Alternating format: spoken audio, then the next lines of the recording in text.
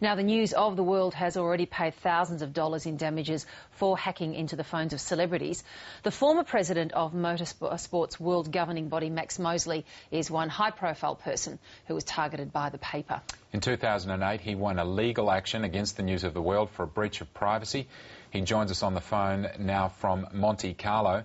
Max Mosley, you were speaking a couple of days ago and saying that you were predicting that there were going to be more revelations in this phone hacking scandal that were deeply, deeply shocking. Did you envisage this turn of events?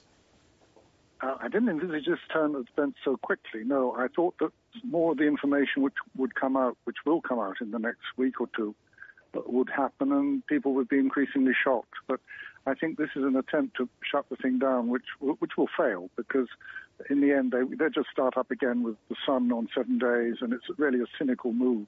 The truth of the matter is that they all knew about what they were doing for ages. They're trying to pretend now they're changing the personnel, but the chief reporter there has been the chief reporter since the 90s. And everybody there at the top of the paper undoubtedly knew what was going on, and now they're cynically trying to pretend they didn't. It's going to be interesting to see the reaction of the public. I think the British public are not as stupid as these people think they are. And what did you make of James Murdoch's statement? Well, I think it's complete nonsense, I'm sorry to say, because all this talk about the trust of our readers, I mean, the trust of their readers may have existed before these cases started to come out, but then it became increasingly clear that they were systematically breaking the law. It's a criminal enterprise, and this had become increasingly clear. They had great influence over government and over Parliament, also, unfortunately, over the police. So they managed to shut the whole thing down in 2006 when some of it came out, when they hacked into the royals. But they knew, and we all knew, that there was much more to come out. And then gradually, with a lot of succession of civil actions, the judges made disclosure orders, particularly against the police, and the evidence then started to emerge. And so there was no escape for them, but they did make a very serious and, for several years, successful attempt to cover up what they were doing. The best example of that, of course, is that James Murdoch himself authorized the payment of a huge sum of money to somebody called Gordon Taylor, who was the head of our Professional Football Association, and also to somebody called Max Clifford, hundreds of thousands of pounds, far more than they need have paid. And they were doing this in order to get confidentiality agreements, and that was to suppress the evidence, which they knew was there and would have come out in those actions had those actions proceeded.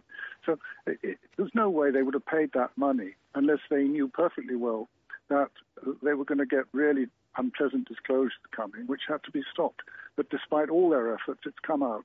But to try and pretend they didn't know about it is just nonsense. And so what does this leave, what situation does this leave now News Limited's place in the British media? Do you believe that it will affect their stance there? Well, to some extent, but I think this is really just the end of the beginning. The next phase is going to be, there are a number of civil actions, there are potential prosecutions. Police are believed to be about to arrest a number of other of their executives. But the most important thing is there is now a cross-party demand for a full judicial inquiry. Now, if that happens, that means that we will get all the oral and written evidence, and the witnesses will be compellable. And that means that the entire story will come out, which, of course, it wouldn't just from civil actions and prosecutions, because they will be limited to the facts of the individual case. So a full-on judicial inquiry, then we will really find out the degree to which the Murdoch media empire exerted a completely unhealthy, in fact dangerous, influence over the main UK institutions, Parliament, government and the police. And so what changes do you think need to be made more broadly in Britain with regards to privacy laws and so on? You believe that that's been heavily in the media's favour in the past few years, and does there need to be changes there? I think they do, because you see at the moment obviously there has to be a balance between the right of an individual to his privacy and the right of the public to know something which they need to know.